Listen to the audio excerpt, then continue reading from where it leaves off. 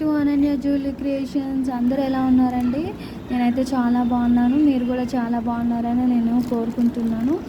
So మీకోసం వచ్చేసి నేను న్యూ డిజైన్ తీసుకొచ్చేసాను.